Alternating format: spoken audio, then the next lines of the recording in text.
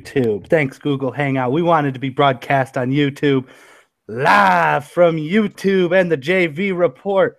It is time for another episode of the QBC QB Exchange. Center State Center.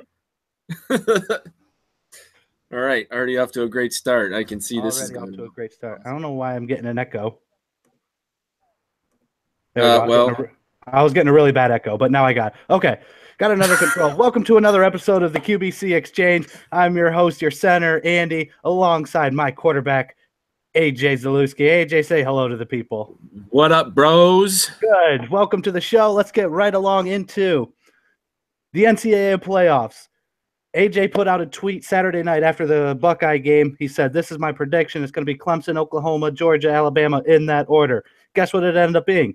In that order. That was our prediction all along. AJ, though it was our prediction, is it the right move? Yeah, it is. It most definitely is. I know people are pissed off about Ohio State not making the top four, but let me tell you something. I know that they probably played a tougher schedule than Alabama did this year, but that loss to Iowa really destroyed them. And I can guarantee you that Alabama would never, ever lose to any team in college football by 31 points, let alone Iowa, who was 4 and whatever they were at the time. So they got the best 4 teams in college football for sure. Good. That's the quote we're looking for, best 4 teams in college football, because that's the point of the committee. They're supposed to vote the top 4 teams in college football. And they did their dang job. Did they leave out one of the best teams in Central Florida? No. Central Florida, no. Central Florida, no. No. That's like saying Boise State could go in and beat any team. Yeah, they came in and won a couple of BCS games back in the day when they beat Oklahoma, but that was just one game. There's no way they could win 2. There's no way they would beat an Alabama. They wouldn't beat a Clemson. They wouldn't beat an Oklahoma, and they definitely wouldn't beat a Georgia. So, but would they beat a Michigan? That's the big question. Sure. They can beat Michigan. Anybody can beat Michigan. Let's put Toledo out there and see what happens. Good call. Good call. Well, we'll break down the playoffs more when it comes closer to the time. We'll predict the games when it comes closer to the time. We'll even predict more of the bowl games. We'll go over more of the bowl games in the coming weeks. For now, we're going to talk more of the coaching changes.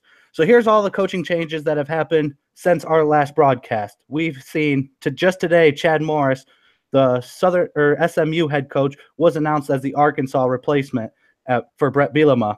Willie Taggart, old Oregon head coach, is moving to Florida State. We've got Josh, I don't even know how to say it, Josh Heupel. Josh Heupel was a Missouri offensive coordinator. He's now going to be the head coach at Central Florida once again. Thank you. That puts the rumors away. All of Toledo was buzzing. Jason Candle was being interviewed for the spot. We can put those rumors officially to bed. Mike Bloomgren, he was the offensive coordinator at Stanford. He's been a Stanford coach for a while now. He's finally got his first head coaching job at Rice. Scott Frost, Central Florida coach. It's been buzzing. It's been predicting. He's a Nebraska boy. He's now heading to Nebraska as the head coach. Jimbo Fisher left Florida State, got replaced by Willie Taggart. He's heading to Texas A&M. And Jonathan Smith, the Washington offensive coordinator who spent years under Chris Peterson, even at Boise State and then at Washington, he's now heading to Oregon State. So, AJ, what's the best hire out of that group? The best hire out of that group for me is definitely Scott Frost going to Nebraska. Nebraska has been down for a number of years, and they've gone through a couple of coaches. And Scott Frost brings a lot of fire. He brings an offensive scheme that Nebraska desperately needs. Their defense has always been their defense has always been good, but they could never score any points on offense, especially within the last 5 to 10 years. So that's definitely the best move. Biggest questionable move? Definitely the biggest questionable move for me is Willie Taggart going to Florida State. Florida State is a top-tier job, in my opinion, and even as a Miami Hurricanes fan, when Jimbo left, I was pretty shocked, but then when I saw the money he got, I wasn't really shocked, and I learned a lot about Jimbo in that time. But I got to tell you, I'm not impressed with Willie Taggart. I mean, he went from UCF, South Florida, went over to Oregon, which I thought was also a terrible hire, and went like 6-7, was complete trash, couldn't do anything, and I don't know how he managed to get from Oregon to Florida State after that pathetic year he had. Yeah, and that's the main thing we need to focus on. He was at Oregon for 1 year, a premier program. It was a premier program when Chip Kelly was there, but it fell off the wagon as soon as he left. Exactly. And it's not like he didn't do anything to make them better. Exactly. No, I agree. So I agree with that. Willie Taggart was a questionable move. I mean, Florida State is supposed to be a premier school. They're not having much luck, especially if they lose a starting quarterback at the beginning of the year. Put up a good fight against Alabama to start the year, but losing your starting quarterback did not go well. Well, Jimbo's a flake, so you're not impressed with that Jimbo move to Texas A&M? I know we sort of talked about that. no, they brought him in. I mean, they brought him in. They handpicked him to replace Bobby Bowden. He came in and was the coach there for 6 years. Got all these changes, got an indoor practice facility, got all this other stuff going on. And then all of a sudden he just gets up and leaves because he wants more money to stay or he's going to Texas A&M. He's just a money chaser. Who's to say he's not going to leave for the next school? Like, let's say Nick Saban eventually retires and Jimbo Fisher beats Nick Saban, wins a national championship in the next 3 years. Who's to say Alabama won't offer him $100 million and he won't take it? It's funny you bring up Nick Saban talking about money scrumblers and money grabbers because that's all Nick Saban is. And a winner. And a winner. We'll give him he's a winner too. But hey, first of all, shout out to Marty Moore. He's a big Michigan State fan who hates Nick Saban, and he requested a shout out. Why? He brought in Mark D'Antoni. If it wasn't for him leaving, there would have been no Mark D'Antoni. Saban brought him in? Well, he didn't bring him in, but that's who they hired after him. So okay. Thank you. Hey, Nick Saban was the coach of the Dolphins for a year, and I don't hate him. He also, when he was the coach of the Dolphins, they went 7-9. He was the coach for one season. He passed up on Drew Brees right after he had his shoulder surgery. It was almost a done deal, and then the doctors had some questions about it, so then he just decided to can the whole idea. And I actually heard a quote from him on the radio about 3 weeks ago where he said, if we would have picked up Drew Brees, I'd probably still be coaching the Miami Dolphins. So I found that interesting. Hot take there. Drew Brees' career was almost ruined by Nick Saban. Got that down, kids. Put that in your notes. Put it in the history book. And speaking of Marty Moore, shout out to the Bedford Unleashed page. He's been doing a tremendous job. He's promoting this page. He's promoting our group. He's promoting the website. So thank you to Marty Moore. Thank you, and shout out to everybody in Bedford Unleashed. Go out there and unleash yourselves. Dang right. Thanks, Bedford Unleashed and Marty. You got to say hashtag unleashed. Hashtag Marty. Hashtag Marty. We talked about the most impressive hire. We talked about the least impressive hire. Is it one and the same? Which school is in the best position with their hire? Definitely Nebraska with Scott Frost. Scott Frost. All right. Yeah. We like Scott Frost. He's a good friend of the show. We like to get him on here every once in a while if we can. Yep. Maybe next week. Maybe next week we can. Oh, breaking news. Breaking news out of Tennessee. Yeah, we have live footage of what's going on in Tennessee right now in their athletic department. We wanted to get you guys going. What's going on at the Tennessee athletic department? Oh my. Oh geez. Things are not looking. I tell you what, man. I'm looking there at Spider 2 wide banana. That ain't gonna work in Tennessee with this dumpster fire going on, man. I'm gonna stay here in the booth and do some Monday Night Football, man. I tell you what, man. Monday Night Football. Man, that is the truth in a minute right there. That looks like the best recruiting visit that Tennessee has had in the past week. Yeah, I don't think they're going to be any good for a long time, which is sad because they got a storied history. But when you make the wrong hires and then you just have this whole thing blow up the way it did, I honestly think Greg Schiano would have been a pretty good coach there. And they kind of ruined him. And it's too bad It's too bad they ruined their athletic director. They had a good athletic director there, too. Well, he brought it on himself with that debacle he had there. So, well, the Florida athletic director, I forget his name. The Florida athletic director came out today and said he stands by Tennessee's old athletic director. Yeah, there was some fishy stuff going on there because Philip Fulmer became the athletic director like an hour and a half after they fired their previous one. And for those who don't know, Philip Fulmer was the head coach of Tennessee for about 20 years back in the day when Peyton Manning played and they won a national championship. So I don't know. And AJ still hates Nick Saban, or AJ still loves Nick Saban, even though Nick Saban almost ruined Drew Brees' career. Hot take right there. He's the best. You know who hasn't been talked about this coaching search? And I want to talk about, I know you don't want to talk about.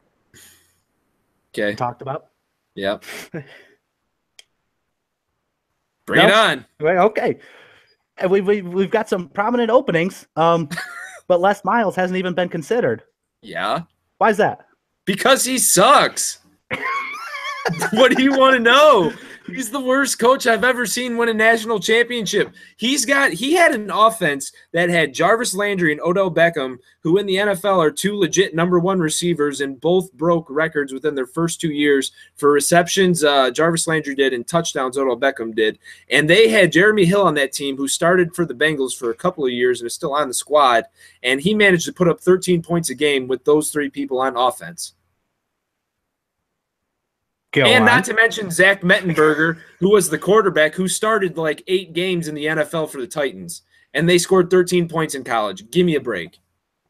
He can't do anything on offense. Yeah, he should be he could do defense. He could be a defensive coordinator somewhere, but he cannot be a program manager because he brings in so much talent, and then it's the same thing that's going to happen with Ed Orgeron. They're just not going to be any good, even with all the talent they have.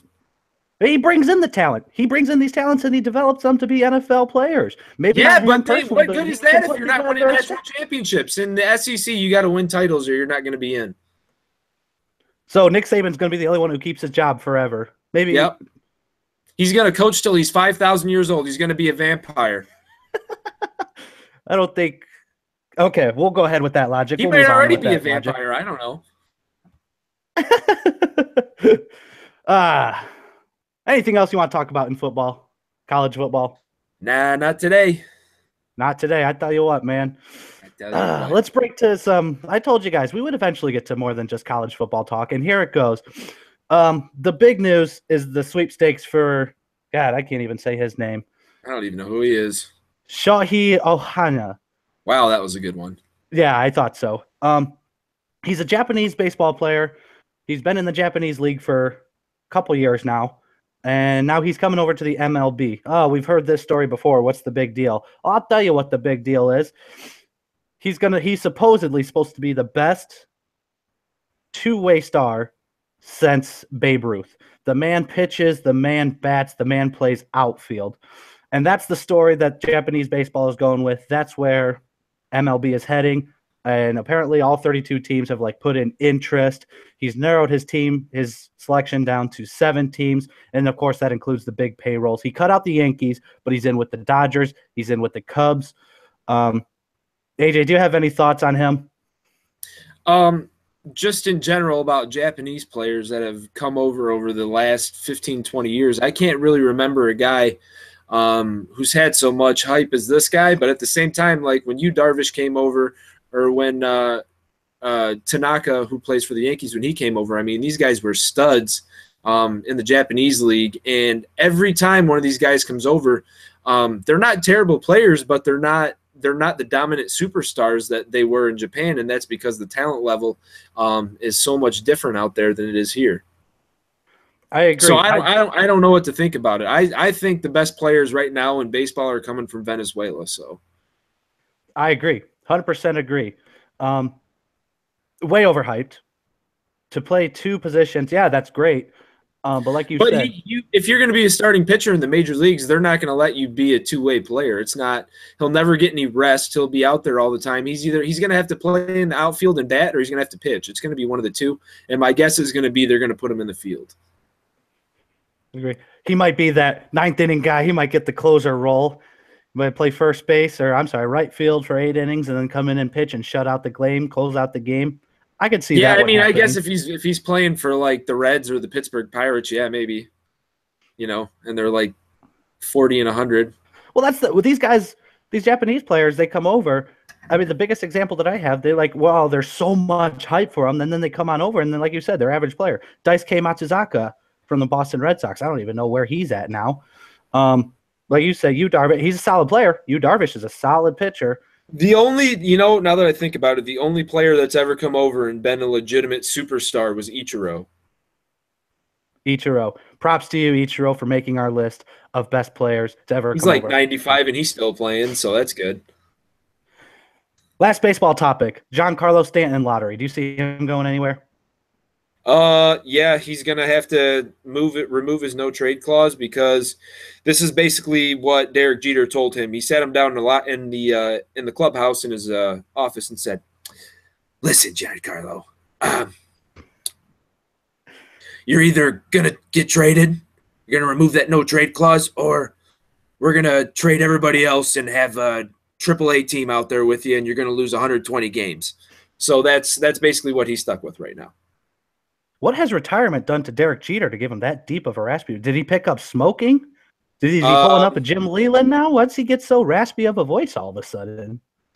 That's just what happens when you become a general manager. You just get a lot of stress and you're yelling all the time because your team sucks, so you lose your voice. And his team hasn't even played yet, but he's already stressed out and his team sucks. So exactly. It's too bad that he's a Marlins. I mean, I hope he turns him around. I like Derek Jeter as a person. I hope he does a good job as a GM. Last point, AJ wanted to talk about. He wanted to get inclusion. He wants to talk about the NBA. We were not going to talk about the NBA. He just wanted me to throw out that LeBron James, and this is a direct quote from AJ. I wrote it down. Also, LeBron James is having the best year of his career without Kyrie. I don't want to talk about it. I just want you to look up his stats. So there's his talking point. We don't have to talk about it unless, AJ, you have anything else to throw in there. No, and Kyrie Irving's having the best year of his career, too, without LeBron James, as Andy pointed out to me earlier. So I guess it worked out for everybody to this point. So we'll see the showdown in the Eastern Conference Finals come whenever it is, May or June. Whichever one of those it is. One more sponsor of the show. They're not technically a sponsor, but soon we're working up a deal. Yingling, get yourself a lager. Thank God it's the internet. Thank God it's the internet. Free advertising. That's what we're doing nowadays. Wow. Wow. We're advertising. It's going to make lots of money. Yeah, exactly. Free advertising. Free advertising, free money for everybody. Yay, money! Hey, and if you click the like button on YouTube right now, we'll give you $1 million right now in cash. Whoa. Oh, the JV we're not doing free money anymore? The JV report does not condone any of AJ Zalewski's actions or sayings on air. Wow. Quote, we do not have $1 million to give away. We don't even have $1 to give away. No. We're actually taking donations, so you can subscribe and you can send it to our GoFundMe page at gofundusrightnow.com, whatever it is. JV report. Hashtag the JV report. We're taking donations anywhere from $500 to $1 billion. Any one of those two increments. You can't do anything in between. It just has to be $5 or $1 billion. I said 500. Or 500. Whatever. That's right. AJ, closing thoughts? Yeah, just excited for the week. It's been a great show that we had here today. Really killing it right now, and you're awesome. Everybody out there is awesome, actually. You guys are great. If you're listening to the show right now and you have any ideas or thoughts of stuff you want us to talk about or anything you want to hear from us or any ways we can make the show better, just put it in the old typer box underneath the video there and let us know. We'll take a look at it and see how we can improve. Yeah, as AJ said, leave a comment. Go ahead and subscribe. If you have any messages, either positive or negative about the show, leave them in the comments. Direct mail me, direct message me. We'll take all. We're going to read all comments on air. We'll go ahead and read all comments in air. In fact, from our first episode, shout out to Brian Wilson, who said, "Great show. Keep up the good work." Thanks, so Brian. Shout out we're doing Brian this Wilson. for you, Brian. Man, you're awesome. You, Brian Wilson. Thank you all for joining on another week of the QBC Exchange. My name is Andy. That's AJ. We'll catch you guys next week on a future episode. Peace.